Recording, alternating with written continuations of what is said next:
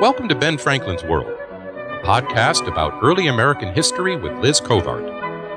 The study of history is key to understanding who we are and how we can affect a better future.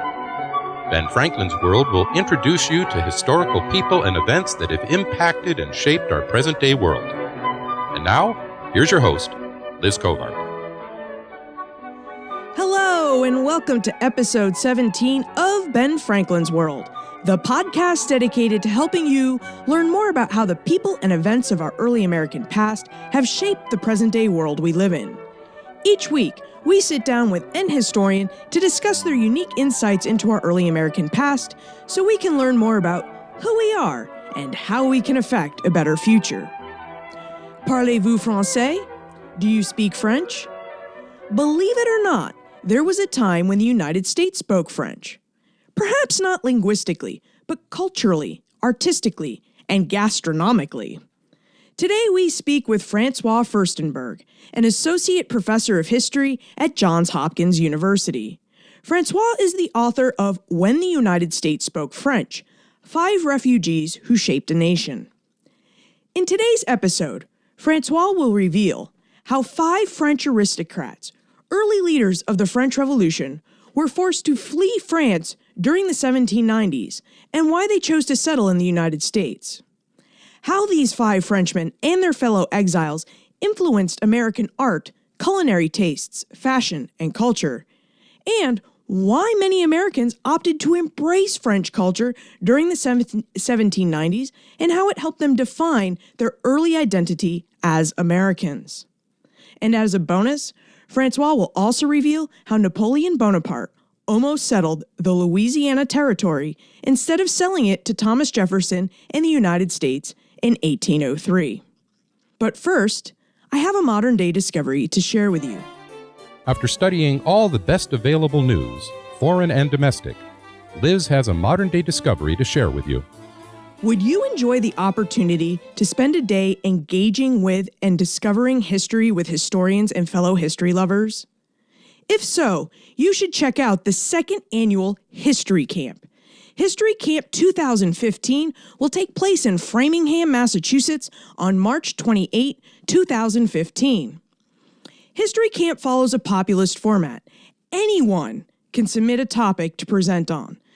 So if you have a passion for Martha Washington's favorite recipes, World War I battles, or genealogical software that will allow you to track your family tree all the way back to Adam and Eve, or any other aspect of history or how to practice it, you should consider coming to History Camp and sharing your passion with other like-minded lovers of history.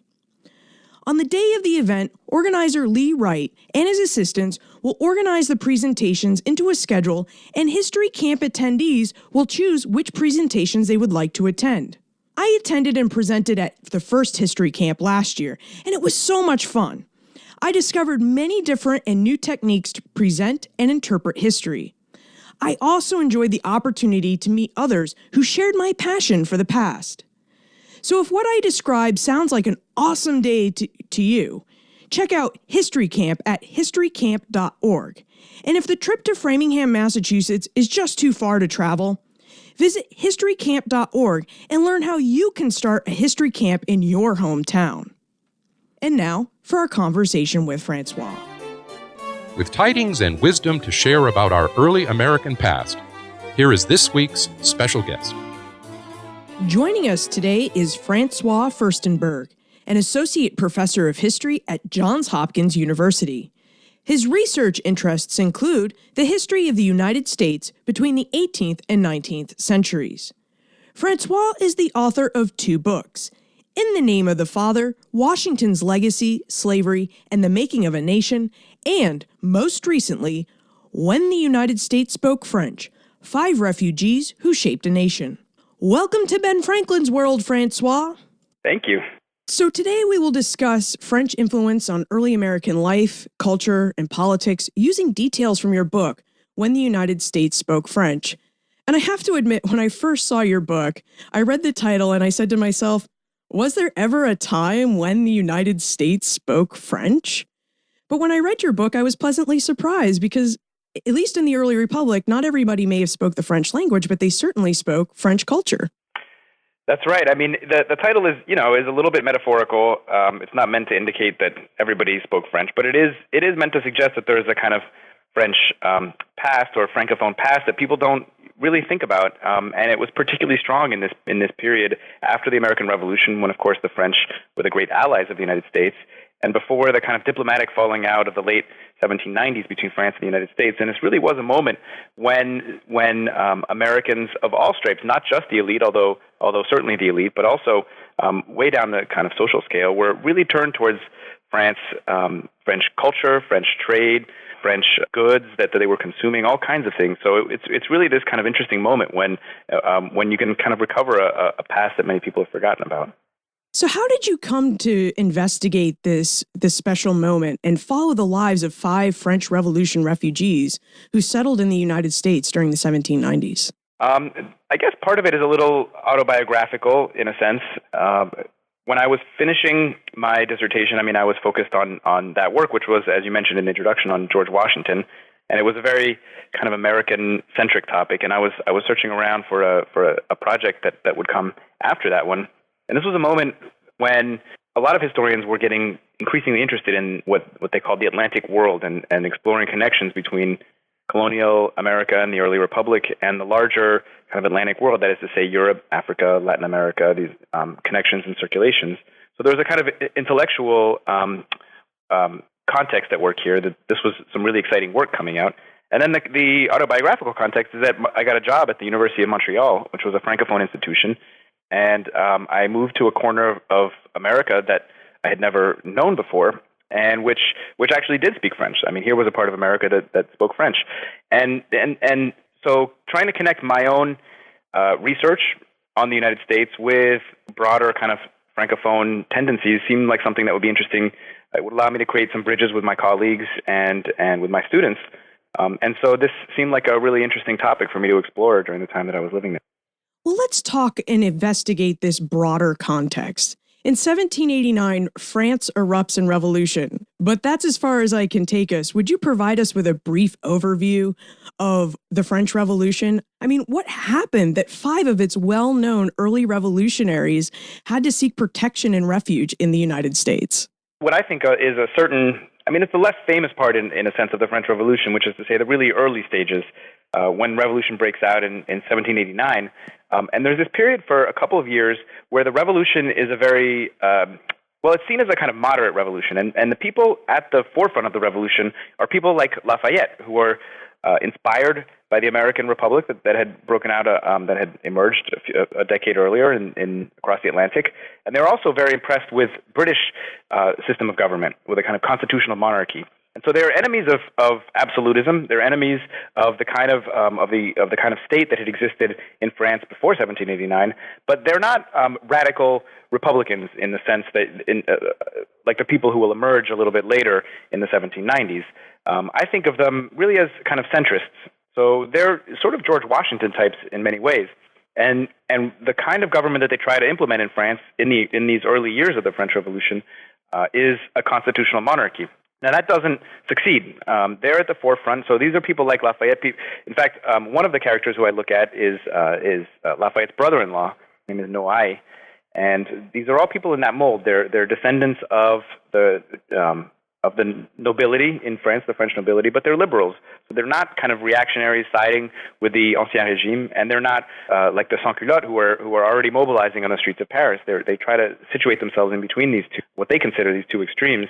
And for a whole series of complicated reasons, that the center can't really hold in France. And they're chased out of France by 1792. They flee to England first, and then when war breaks out between France and England in 1792, they flee then to the United States. 1793, my apologies, they flee to the United States. So if these men don't flee, and specifically we're talking about the 5 men you follow in your book, that would be Charles Maurice de Talleyrand Périgord, the Duc de Liancourt, Louis-Marie Vicomte Noailles, Moreau de Saint-Méry, and the Comte de Volney. And I apologize if I mispronounce their names. Oh. But if these centrists don't leave because they want a constitutional monarchy, are these the guys that are going to face the guillotine? They would have had they stayed in France. There's every reason to think that they would have. In fact, Liancourt's cousin, who was the Duc de la Rochefoucauld, was killed. He wasn't killed at the guillotine, but he was killed in the streets of Paris by Parisian crowds. And in fact, there's every reason to think that they would have been arrested. In 1792, in late 1792, there's what they call the September massacres, which are moments when aristocrats who'd been thrown in jail were killed. And so they were fleeing the violence, really the political violence that was going on.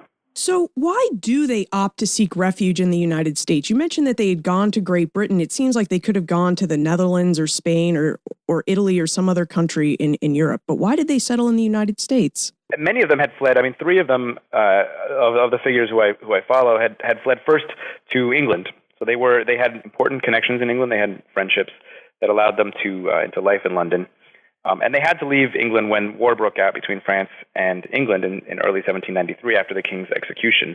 And they were viewed suspiciously by the British government. Although they had fled France, they had been involved in the early stages of the French Revolution. And so the British passed an Aliens Act, which in many ways is the model for the Alien and Sedition Act that the U.S. will pass a few years later. And that expelled French refugees. Now, they of course could have gone to other parts of Europe, as you suggest, and I think that the reason that they went to the United States is that they wouldn't have felt very comfortable in these emigre communities in other parts of Europe. In many of these other places like Koblenz or Turin, in Germany or Italy, these were centers of the kind of reactionary aristocrats, the people who'd fled at the very early stages of the French Revolution, who really wanted a restoration of the old regime, who weren't interested in the kind of moderate reforms, that the liberal reforms that my guys had been interested in. And so they were viewed as sort of traitors to their class, in a sense, by these people. And so the United States was a refuge where they weren't going to run into, they were less likely to run into these kinds of people. And I think also they admired the American system of government. It was in many ways what, as I was saying earlier, what they had tried to implement in France and failed to implement in France. And so they thought that perhaps they thought that this would be a kind of welcome place to spend a few years. None of them intended to leave permanently, but they understood themselves as exiles or as refugees or as emigres. Boy, it sounds like they were in a tough political position because they're too conservative for their home country of France, and they're too radical to go to any of the existing monarchies in Europe because they've advocated overthrowing the Ancien regime and the monarch, at least revising the monarchy in France. So they come to the United States. Did the United States and France's alliance during the American War for Independence also play a role in why they settled in the U.S.? I think to a certain extent. I mean, it put the American government into an awkward position because of course, when the United States had established its alliance with France, this was with the French king. The French king was no more, particularly after his execution. Of course, he was killed. So there was some debate about in the United States. Hamilton, for instance, was advocating this side about whether the United States was even still in alliance with France. That is to say, they had made an alliance with the French king, and did that alliance still hold with the new revolutionary government? Now, the Washington administration decided not to take that position. They decided to take the position they were still allied with France. But these were people who were, in a sense, enemies of the French state, or at least the French state considered them. They didn't consider themselves that way, but the French state considered themselves that way at this point in 1793 and 1794. And so it put the Washington administration, it put George Washington himself into quite an awkward position because he wanted to welcome these people. He had been, in some instances, he'd been friends with some of them, like Noailles, who had fought in the American Revolution, but he didn't want to be too close to them because this might pose real difficulties in the context of their diplomatic relationship with the then existing French regime. So Washington and the United States allow not just these 5 revolutionaries that you follow, but many French refugees to settle within its lands. But what surprised me is that in your book, you point out that many of them settled in Philadelphia. So, Francois, why Philadelphia? They could have settled in Boston, New York, Charleston, or elsewhere, but they chose Philly. Philadelphia was, I think, almost an obvious place for them to come to. At the time, it was the political capital of the United States. So it's where the center of government was. It's where all the major political figures were living. It was also the biggest city in the United States at the time. New York hadn't yet surpassed Philadelphia in the size of its population. It was the many ways the cultural capital of the United States, where the major scientific societies were found, a major newspaper center, and it was a huge port. I mean, it was the locus of a whole lot of trade between the United States, France, and especially the Caribbean and the French islands in the Caribbean. So this was an obvious place for them to come to, even if they were just following the kind of shipping routes. They would have almost inevitably landed in Philadelphia. But this would have been the closest thing they could find to a kind of metropolis, to a Paris, in the ways that England has London or France has Paris as their main metropolis. At the time, Philadelphia would have been the closest equivalent. Now, of course, it was nothing like Paris or London at the time. It was a very relatively small town compared to those cities, but it was the closest thing they could find.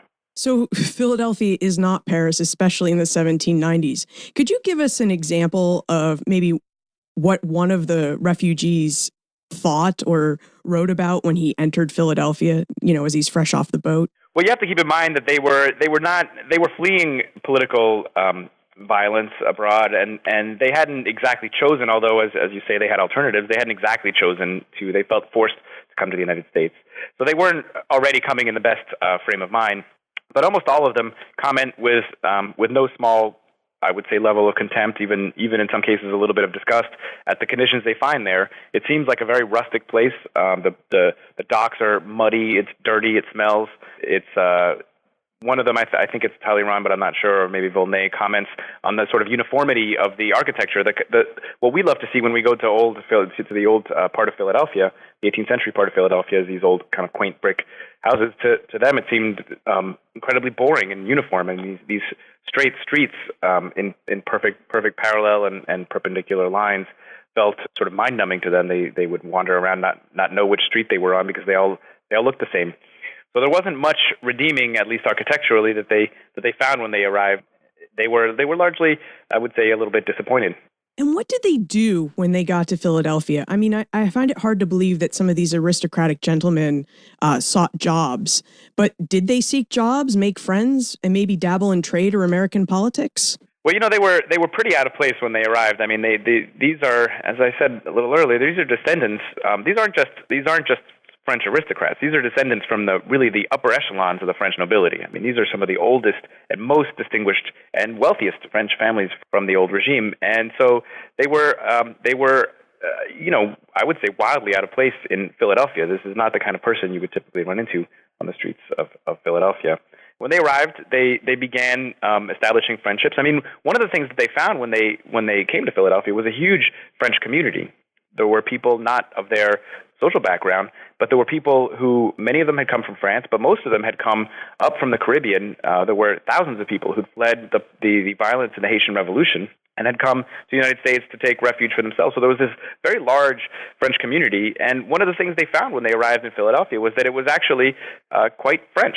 There were French stores, there were French bakeries, there was French theater, French newspapers, French booksellers.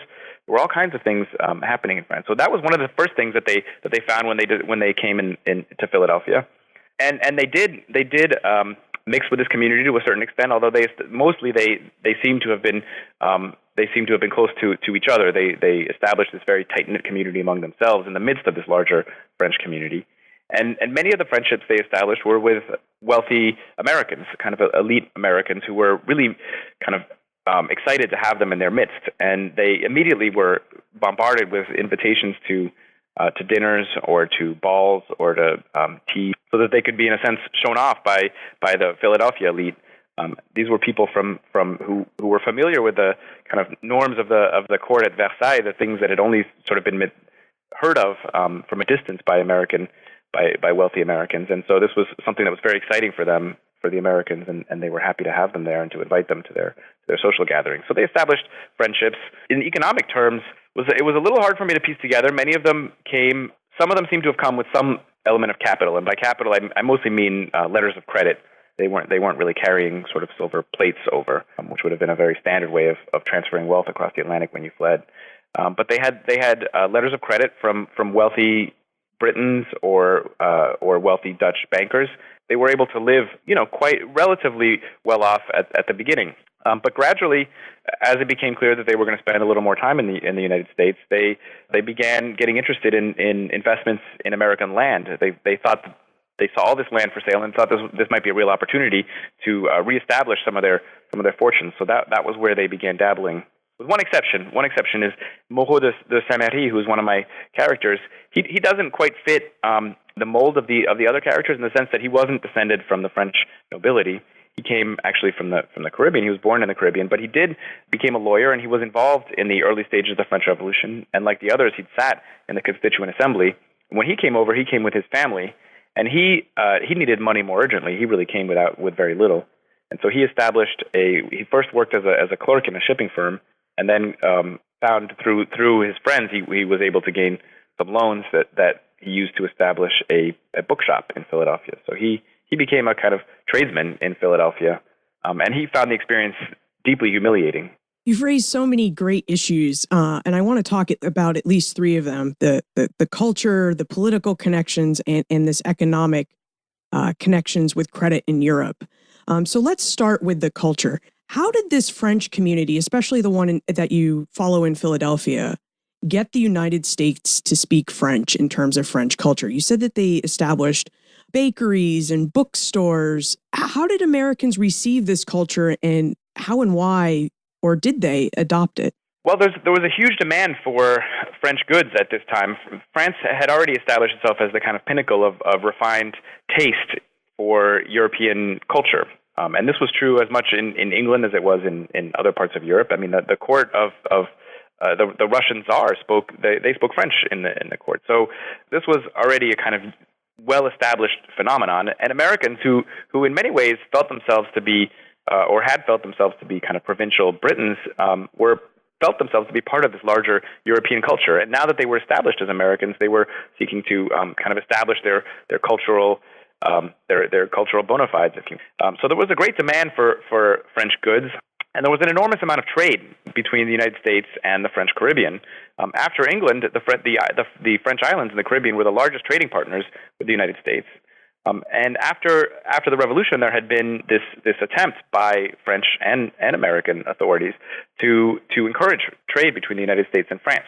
Many Americans were still angry with Great Britain, and they wanted to establish kind of credit relationships and relationships of trade with France and with the French Caribbean. So there's a huge amount of trade at this point between the United States and the larger kind of French-speaking world.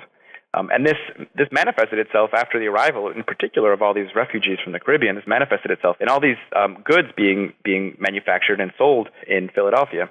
So one of the things that I learned as I was doing the research, which was both frustrating but also really fascinating, was that it's very hard to know exactly what, for instance, a French chair might be in Philadelphia in the 1790s.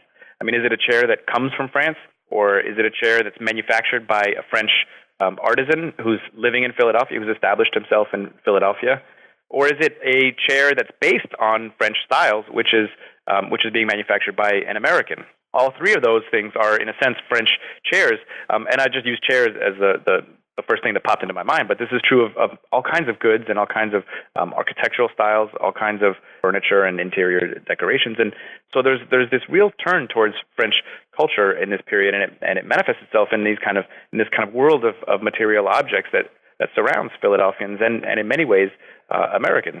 Did this exploration and adoption of French culture help these early Americans find and start to form their new identity as Americans? I mean, they're no longer Britons. I think in part that's right. I mean, they were looking for a kind of an identity that would be different from their past, which had been a British past in large part. I mean, of course, the demographic composition of the United States was quite different. But in certain parts of New England, for instance, people talked about New England as more English than England itself. So there's a search, to try to establish a past that's going to be different from the British past, or an identity that's going to be different from the British identity. And France provides an obvious opportunity for this because the French alliance was so important to the establishment of a nation.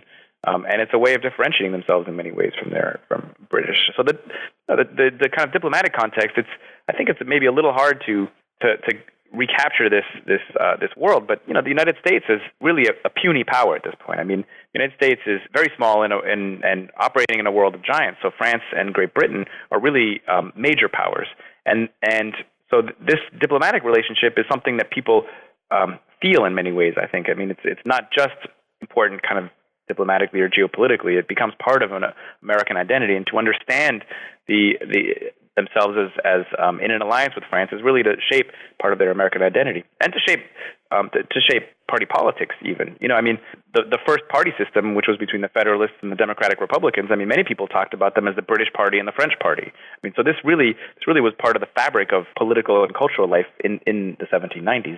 And let's move into politics. It seems that the refugees who enjoyed connections among elite merchants and politicians in Europe enjoyed similar connections in the United States. Would you provide us an example of how refugees like Talleyrand and Noailles gained access to Americans like Washington, Hamilton, and Jefferson? Well, these were eminent figures. They were well-known figures. They came armed with letters of introduction from eminent figures in England. So, for instance, when Talleyrand arrived, he came with a letter of introduction from the Marquis of Lansdowne, who had been the Prime Minister of Britain when peace was established between the United States and Great Britain, and had entered a correspondence with George Washington. So this was somebody. This was not a letter that you could sort of reject. I mean, Washington was kind of bound to read this letter and to take it seriously. And that's only one example. Many of them came with letters of introduction to many of these other figures, people like Hamilton, like Jefferson, and some very important merchants. I mean, international merchants were one of the major figures. People, like Robert Morris or William Bingham. These are important merchants in Philadelphia at the time, and they had important trading connections with other parts of the world. When the French, when my French emigres arrived, they came with these connections already established between eminent figures in Europe and eminent figures in the United States, and so they were able to kind of easily slip into this world. And it also, as much as these were social connections, they were also political connections and economic connections. You mentioned letters of introduction. Could you tell us what a letter of introduction is and who was introducing who to whom?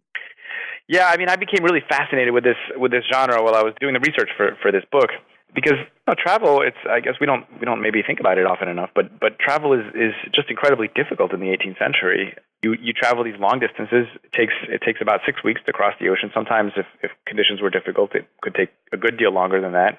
And you arrived in places where you knew nobody, and you didn't, of course, know what people looked like, right? I mean, passports. There's no photo in a passport. A passport is just a letter that describes someone's features. So this is, in many ways, although it's a smaller world. I mean, the cities are much smaller. In other ways, a more anonymous world, in the sense that you don't know what to expect, and you don't know where to go. There are no there are maps, but it's not like you don't have your GPS to tell you where to go or something like that. So, and you had no real context. So letters of introduction become this important tool for forging contacts in this world of circulation when people actually move around. So, to give a concrete example, I mean, I talked about Lansdowne's letter to George Washington. There are many examples of this. Very typically, it would be somebody who already had an established relationship with somebody abroad. So, for instance, if you were traveling to Paris, and I know you, and I have a brother in Paris, or I'm a merchant and I have a merchant in Paris who I typically work with, or I have lived in Paris and I established friends in Paris in the past. Well, I know you, Liz, so I'll write you a letter to my friends or to my business contacts or to my family in Paris, and I'll say, "Dear so-and-so, you'll find this letter delivered to you by Liz Covart, who is well known to me. Please give her your warmest welcome and respectfully yours, blah, blah, blah." I mean, it might be a little more formal than that or a little more polite than that, but that's effectively the thing. And so when you arrive in Paris, you'll have a stack of these letters from me and from a few other people, and you'll go to deliver these letters. That's one of the first things you'll do when you arrive in Paris. You'll deliver these letters to the people to whom they're addressed, and you'll hand it to them, or you'll hand it to their butler or something like that, and they'll get delivered, and then they'll welcome you. This will usually generate, at the very least, it'll generate an invitation to a tea or something like that. Ideally, it will generate an invitation to dinner, where you'll meet other people, and you'll be introduced to a local circle of friends, and this is how friendships get established and contacts get established. And these people can now help you. They can help you find lodgings, or they can help you.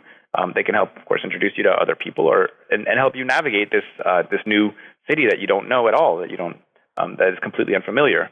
So, in the absence of things, the whole infrastructure that we have today, like guidebooks and hotels and all these kinds of things, these become very important tools for forging relationships. So these letters of introduction are basically like favors. Hey, I need a favor. This is my friend. Can you help them out? While they're visiting you. That's really interesting. It provides, a lot of personal connections. It shows how connected the 18th and 19th century worlds were.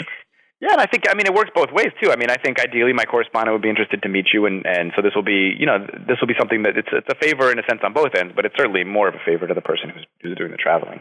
But they know now that they can send somebody to you when they have a friend coming to this side of the other. So it works both ways.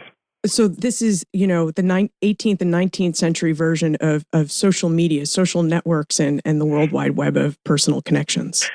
That's exactly right. And I mean, I wondered a little bit about this as I was doing the work, because in the book I call these networks. I mean, and this is, the networks are something that scholars today are really interested in trying to understand how these past and unfamiliar worlds worked. And I think it's no coincidence that networks have become this kind of buzzword in academia at the same moment where they're this important, the age of the social network or something like that. So I even tried to, in the book, I tried to graph out what these networks would have looked like, these actual connections with a series of pictures and portraits and lines between the portraits establishing who was introduced to whom, or trying to visualize that. And there was something maybe a little Facebooky about the way that worked, but I think there is an interesting kind of analogy to be drawn. So armed with these letters of introduction, your well-connected European French refugees settle in the United States and they gain access to men like Washington, Hamilton, and Jefferson. What did they do with these connections? Because during the 1790s, the United States is trying to steer a course around fighting that's going on between Great Britain and France. Did the French refugees attempt to guide politics of the United States away from this policy of neutrality? I mean, it's a really good question, and in many ways, this was the original question that kind of drove some of this research, because I thought that I would, by following the émigrés, I would be able to understand this diplomatic and political world from a new way. I might be able to see how American diplomacy is being forged in this period. Now, it didn't pan out. When the refugees arrived, they didn't throw themselves into politics in this way. They had already fled France. Many of them had already fled England. They'd been kicked out of 2 countries already. And at this point, I think they just want to stay put. So they don't become advocates for one policy or another. They feel loyal to France or to their idea of France. They intend to return to France, but they also feel, of course, very alienated from this particular government. Some of them had family members who were actually killed in France while they were in the United States. Noailles' wife was executed while he was in the United States. So they don't have any great love for the revolutionary government, but they don't have any warmth for Great Britain either. I mean, they consider Britain is at war with France, and they consider Britain to be the enemy, although they are, of course, friends with many British people. So they take, in many ways, the same kind of neutral position that the United States is taking. I talked a little bit about earlier about how puny a power the United States is in this time. And George Washington's great objective at this point is to keep the United States out of war. And what that means, the United States was in a treaty with France, a treaty of alliance and commerce that had been established during the American Revolution, and it obliged the United States to side with France in the next war with Great Britain, because that is largely what had been envisaged in the treaty. Now, that didn't mean kind of sending an army over to Europe to fight on the battlefields there. What it meant was providing assistance to the French Navy in their Caribbean operations, arming privateers that were in American ports to support the French. And Washington, very controversially, established neutrality. He contravened the terms of the treaty and declared that the United States would remain neutral in this war between France and Britain. And I think the émigrés who I followed, they really did try to stay out of politics. I mean, they weren't at least in the early years that they were in the United States. They tried to stay out of politics. They didn't enmesh themselves in these kinds of very partisan debates. But I think on the whole, they were sympathetic to this position of neutrality, because it was on a much smaller scale their own position in it. So we've discussed culture, we've discussed French influence, these émigrés' influence on American politics. Let's talk about land and economics. I really want to discuss the Louisiana Territory, because what you had to say about the Louisiana Territory was what I thought was one of the most interesting parts of your book. But before it seems like we can get into Louisiana, we really need to at least briefly talk about the Haitian Revolution. Would you provide us with a brief overview of the Haitian Revolution and its connection with France and its revolution? Well, the Haitian Revolution, in certain ways, the Haitian Revolution comes out of the French Revolution. Of course, it has its own logic and its own social background. I mean, the Haitian Revolution is about slavery fundamentally. Haiti had been the French colony of Saint-Domingue during the 18th century. That's what it was called, and it was the most important French colony. In fact, it was really the most important Caribbean colony or European colony for any European empire. It produced enormous amounts of sugar, coffee, indigo, and other commodities for the European market. And it really was a pillar of the French economy. I mean, it genuinely is hard to exaggerate the importance of Saint-Domingue to the French economy and to the French Empire in this period. So the stakes are very important. And what was driving this economy was hundreds of thousands of slaves who were producing all these commodities. So there were about 500,000 slaves in Saint-Domingue by 1789 when the French Revolution broke out. And the French Revolution, there's a whole background, which is a very complicated one, about the gens de couleur. There are free people of color in Saint-Domingue, about 30,000 free people of color who many of whom had great wealth.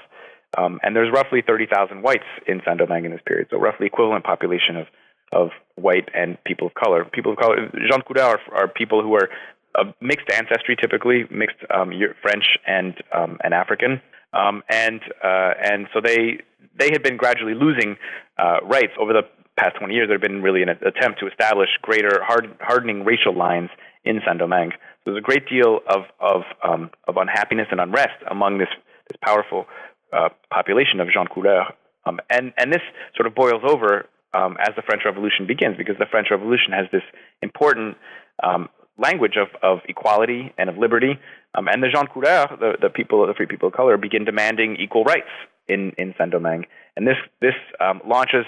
I'm making a very, very long story very short, too short, but this launches a war basically between the gens de couleur and the free whites from this period in 1789 to 1791, and what's really kind of almost fascinating from our perspective is that you have 30,000 whites kind of battling 30,000 gens de couleur. I mean, not all of them, of course, but from a broad perspective.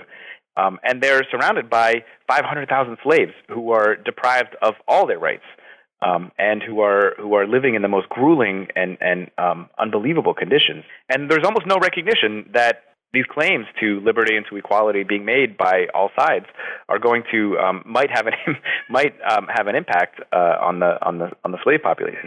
And in particular, the kind of social unrest creates openings for slaves to begin to assert their rights. So in 1791, this begins to blow up. There are huge insurrections in the northern plains, on the northern part of Haiti, the richest part of the sugar producing regions of Saint-Domingue. At first, it's really an insurrection. The slaves they're demanding reforms of conditions in slavery, the abolition of the whip, greater time for themselves, fewer work hours. But over the course of the years that follow, this becomes a revolution. It becomes a revolution for the abolition of slavery itself, which is established in 1793 and 1794, so that by 1794, even the French government has to recognize that slavery has been abolished in Saint-Domingue, and they now abolish slavery in the French colonies as a response to the conditions in Saint-Domingue. So this overturns really the French economy. It overturns the labor system on which a large part of the French economy depends. And a major objective for France at this point is to keep these islands under French control, to avoid them falling into British hands, and to try, insofar as possible, in the absence of slavery, to reestablish production of sugar and coffee and indigo and the other crops that have been so important to the French and indeed to the American and European economies.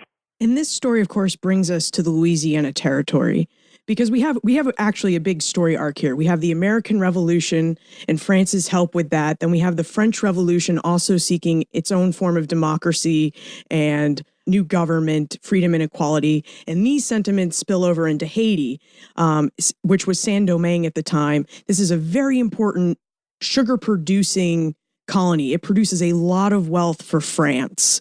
And France had known that, it had done that for years, and France had wanted to establish a big foothold in North America with its Treaty of Amity and Commerce with the United States in 1778. That's one of the big reasons France helps the United States out during its war for independence, is because it wants help guarding Saint-Domingue and its other Caribbean possessions.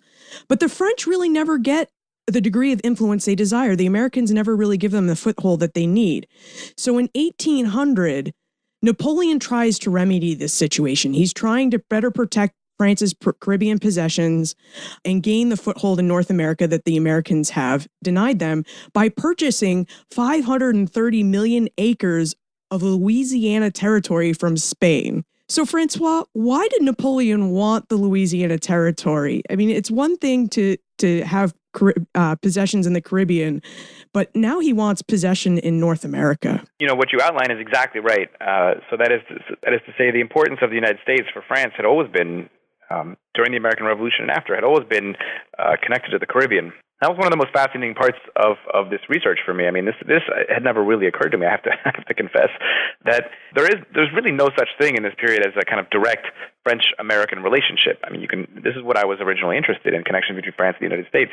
But it became clear to me while I was doing this book that there is no direct connection between France and the United States. It all runs through the Caribbean. And just like so much trade runs through that, I mean, it kind of follows the shipping lines. So when France intervened in the American Revolution, as you said, it had been in large part, these had been kind of geostrategic objectives that had been to better protect their Caribbean possessions.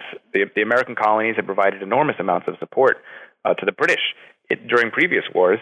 And France thought that by detaching the North American colonies from the British, the mainland colonies from the British, and establishing an alliance with those possessions, they would much better protect the French Caribbean and, in fact, endanger the British Caribbean, the British islands. So this is, in many ways, this is all about the Caribbean, as you say, and the intention is to have the United States supply the Caribbean with provisions. They need all kinds of food. They need flour. They need lumber, which is hugely important for running plantations. And running these sugar mills, and of course naval bases of support in times of war. So this had been the original objectives, and unfortunately for the French, they hadn't really panned out. Washington had declared neutrality once war between France and Britain reemerged. In fact, the American regime, at least to the French eyes, it seemed to be increasingly allying with Great Britain over the course of the 1790s. They established a new peace treaty with the British, the Jay Treaty, which was a hugely controversial treaty in the United States. It seemed to the French authorities that in the moment when they most needed this alliance with the United States, the United States had abrogated the alliance and turned back into an alliance with Great Britain. So by the late 1790s, the early 1800s, Napoleon is in power, and he looks at this situation, and he decides that he really needs a new base of support for the French Caribbean, one that the French had hoped to find with the United States, but hadn't been successful at finding. So that was why he turned his eyes to Louisiana in large part. Louisiana would do what the United States had been meant to do. It would furnish supplies for the Caribbean, flour, lumber, all these kinds of things. It would provide bases of naval support. I mean, Louisiana is in the Gulf of Mexico and is right next to the Caribbean. And it would accomplish all the objectives that the French had hoped to achieve with the United States. And that really was what motivated the French and what motivated Napoleon in the end to reacquire Louisiana. Louisiana had been Spanish since the end of the 7 Years' War. So Napoleon wants to settle Louisiana. He has designs on at least putting a colony there. Yeah. I mean, the objective is to establish French control of New Orleans. I mean, of course, the population in New Orleans and throughout much of the Mississippi Valley had remained French. Very few Americans were living in this territory, and mostly it was Native American and French, and so it was understood that it would be easy to reestablish French sovereignty on the territory. You would send some kind of army to New Orleans and reestablish the forts that up and down the Mississippi River, reestablish the alliances with Native Americans that were in many ways still Native Americans in this region who were really the dominant population. Many of the nations in the region, the Native American nations in the region, were hungering for an alliance with France, which might help prevent or at least into the territory. So this was seen by Native Americans as a positive thing. Well, let's continue this interesting conversation in the time warp. This is a fun segment of the show where we ask you a hypothetical history question about what might have happened if something had occurred differently or if someone had acted differently.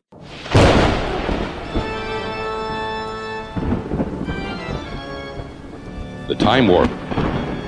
Historians can't predict the future, but they can speculate about what might have been. So to follow up on my last question, in your opinion, what might have happened if Napoleon had sent his army to Louisiana instead of Haiti in 1801 and 1802? Do you think the French would have secured a foothold on the North American continent, and what would the map of the United States look like today? I mean, I love this question because I think it's one that I sort of puzzled over while I was thinking about this whole larger context. In fact, Napoleon did send an army to Louisiana. I mean, the army, he sent roughly a total of 80,000 troops across the Atlantic between 1800 and 1802. And this was an army that was destined for Louisiana. But Napoleon made the huge strategic mistake of deciding that before they reached Louisiana, he would seek to reestablish slavery on Saint-Domingue, reestablish a firm French control on Saint-Domingue and pull it back into the empire and reestablish slavery. And so he thought that would be a fairly straightforward objective. The French army, this huge French army that he sent across the Atlantic would do that and then move on to Louisiana and secure French Louisiana. But it didn't work out that way. The former slaves refused to be re-enslaved, and a really vicious war followed, which between war and disease killed off Napoleon's army. It died essentially before it could reach Louisiana. So it would have been quite simple for Napoleon to decide to ally with Saint-Domingue, with Toussaint Louverture, who was in charge of Saint-Domingue at this point, establish the kind of alliance that they'd hoped to establish with the United States earlier, and send that army to New Orleans. And this was a huge army. France at this point was the dominant military power in Europe. They were marching across Europe and conquering huge amounts of territory. The United States didn't have an army to speak of. I mean, it had a very small army which had enormous difficulties emerging victorious over Native Americans in the Northwest, and they would have had really, I think, no chance against a French-Native alliance in the Southwest, a really robust French-Native alliance in the Southwest. So then you begin to wonder what would have happened if this would have created, I think, a buffer zone in the Southwest to protect Native territory. In the Southwest, it would have prevented American expansion into what became the Cotton Belt. Alabama, Mississippi, Louisiana, this whole territory. Then imagine a Napoleon allied with Toussaint Louverture, with an abolitionist regime.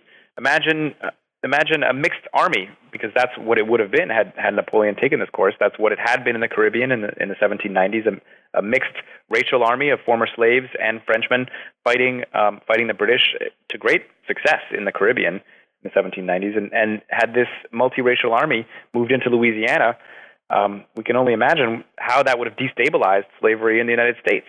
So in the already existing plantation belt, the rice belt in South Carolina, and the tobacco regions in Virginia, and if slavery hadn't been allowed to expand into the Southwest, it would have been very hard to maintain slavery. I mean, it was already tobacco region, which is where the vast majority of slaves were in the Chesapeake in this period, and the tobacco crop was in huge decline in the 1790s. The soils were becoming exhausted, and there was already a huge surplus of enslaved labor in the Chesapeake. And had they not been able to move into the Southwest, there were roughly a million enslaved people who were transported from the Chesapeake into the Southwest. Had they not been able to move into the Southwest, it's hard to imagine how slavery would have been economically viable as an institution.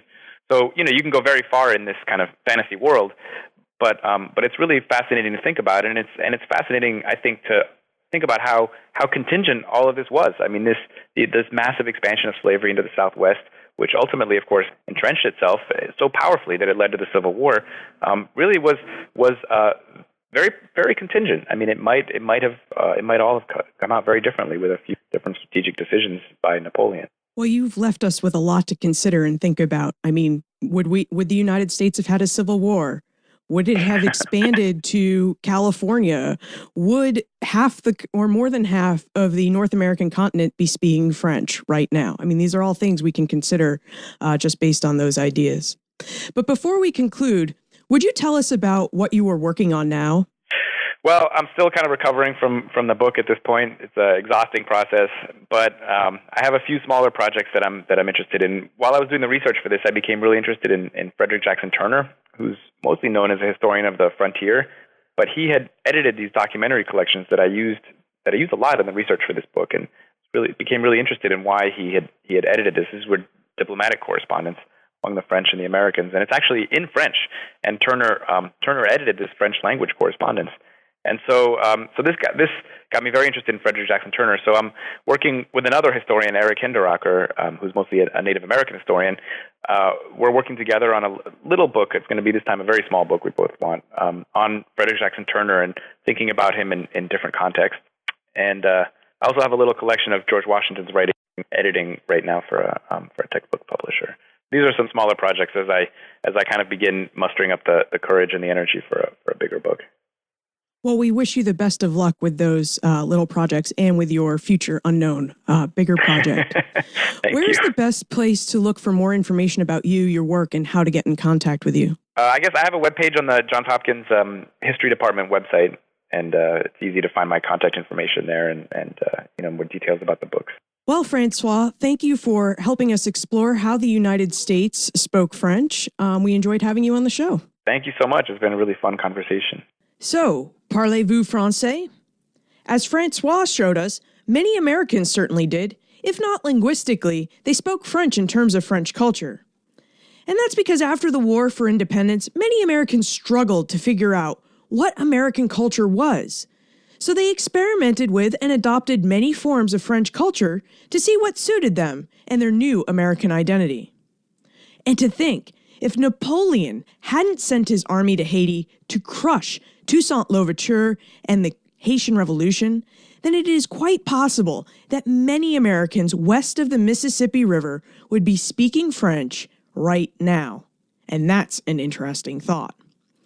You can find information about Francois, his book, plus everything we talked about today on the show notes page for this episode. You'll find it all at benfranklinsworld.com/017.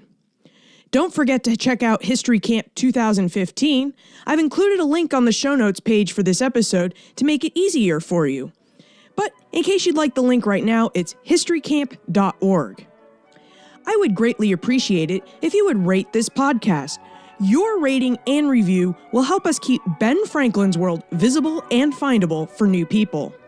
To rate and review Ben Franklin's World, a podcast about early American history, just visit benfranklinsworld.com/iTunes or benfranklinsworld.com/Stitcher. And finally, what aspect of French culture do you think the United States and its culture has benefited from? Let me know your answer by sending me an email, liz@benfranklinsworld.com, or by tweet @LizCovart. And remember, never leave till tomorrow that which you can do today.